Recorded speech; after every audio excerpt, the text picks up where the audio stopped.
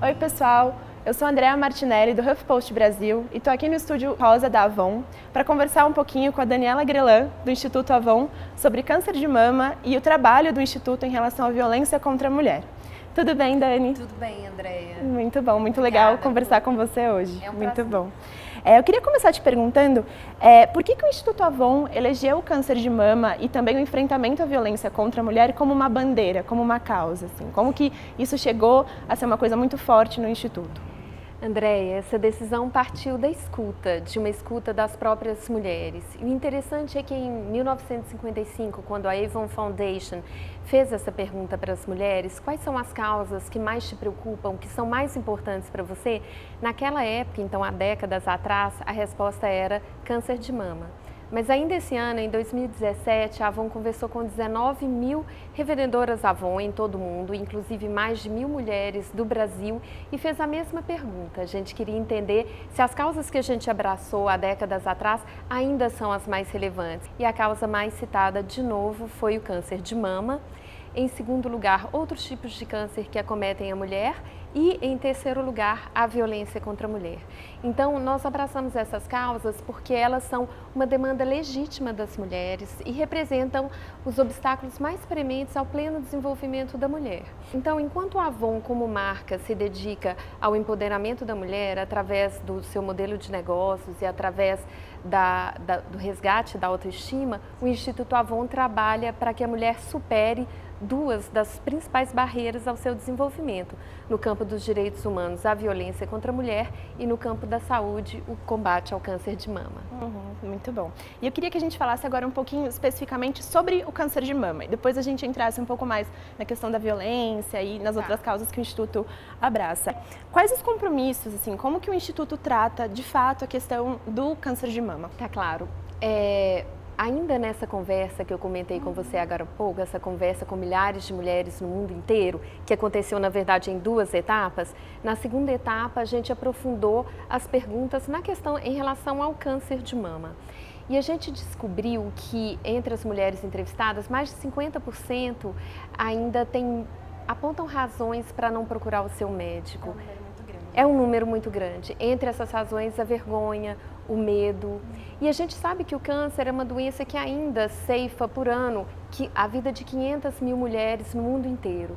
Só no Brasil a gente está falando de 58 mil mulheres por ano, estimados, que receberão o diagnóstico de câncer de mama. Então a gente acredita que nenhuma mulher deveria morrer por falta de informação.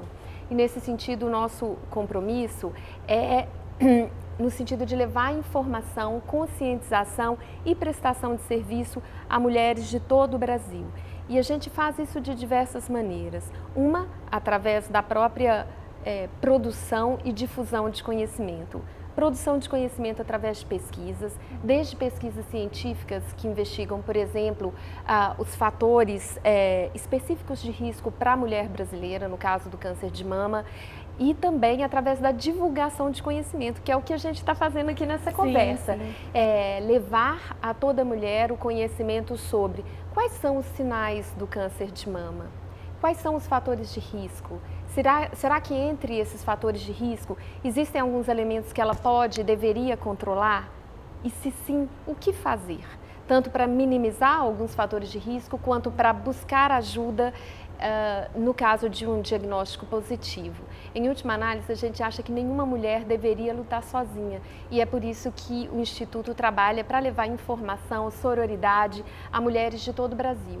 E a gente tem um diferencial nessa questão, porque como a Avon conta com uma força de vendas de 1.500.000 mulheres no Brasil inteiro, essas mulheres são também uma rede de ativismo e de sororidade. Elas podem levar, por um lado, cosméticos e ganhos, autonomia financeira para as mulheres, mas, de outro lado, levar também informação para o combate ao câncer de mama e para o enfrentamento à violência. Sim, com certeza. E acho que tudo que você falou em relacionado ao câncer de mama, não sei se na tua visão, mas eu, vendo você falar, lembrei muito também de questões ligadas à violência contra a mulher e como a gente pode ter ferramentas para combater isso cada vez mais, né? Acho que a informação, como você falou, é algo muito importante. Exato. Queria que a gente falasse um pouco mais disso agora em relação ao Instituto, assim, em relação à violência contra a mulher. Você tem toda a razão. Realmente, a informação também é fundamental no caso da violência contra a mulher. Por quê? Primeiro, para dar uma dimensão do problema, né? A gente está falando de um país que é o 5º país que mais mata mulheres por questões de gênero no mundo. A gente está falando de um país em que uma mulher é estuprada a cada 14 minutos. Então, os números nos ajudam a dar uma dimensão do problema, porque se você pensasse, se eu te desse esses mesmos números falando de uma doença, as pessoas pensariam, você está falando de uma epidemia. Se eu falasse que essas mortes acontecem por ano pelo ataque de um outro país ao Brasil, você falaria que a gente está num estado de guerra. Exato. Mas como a gente está falando de violência contra a mulher, que é de tal forma naturalizada na nossa cultura, parece coisa que é um do número dia a que dia. fica descreditado, né? É um coisa número do que, dia a isso daí dia. a gente tem o dado, mas não é bem As assim, pessoas né? deixam de ver, as pessoas deixam de se indignar e é importante trazer em primeiro lugar essa questão à consciência, trazer com a urgência necessária para que ela faça parte do debate público, para que ela seja reconhecida, em primeiro lugar pela própria mulher, porque a cultura em que nós estamos inseridos, de tal forma naturaliza a violência contra a mulher, que a mulher sequer é capaz de reconhecer os diferentes tipos de violência. E aí eu não estou falando só daquela violência extremada, aquela que deixa marcas físicas no corpo ou que leva, em última análise, ao feminicídio. Eu estou falando também daquelas violências mais invisíveis, que dificilmente são notadas, mas que são igualmente perversas, porque elas perpetuam e tornam possível os outros tipos de violência. Então, estou falando da violência psicológica, da violência moral, todos os tipos de violência, enfim, previstos na Lei Maria da Penha. Falando ainda, né, da importância da informação, nós trabalhamos também com pesquisa para investigar diferentes facetas do fenômeno da violência contra a mulher e pautar o debate público para que ele aconteça de uma forma educada e contribua realmente para o avanço da causa. A gente trabalha também através de articulação. Seria o paralelo ao trabalho de advocacy, no caso do câncer de mama. O que a gente chama de articulação são esses espaços que a gente promove, espaços de troca, de aprendizado e de crescimento para, por exemplo, os operadores do sistema de direito.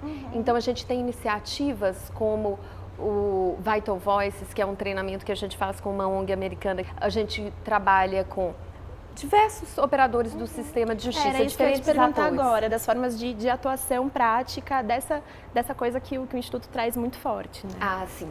Então, a primeira delas, produção e divulgação de conhecimento. Aí entram as pesquisas. O Instituto Avon, por exemplo, fez uma pesquisa que investigava o fenômeno da violência contra a mulher no ambiente universitário.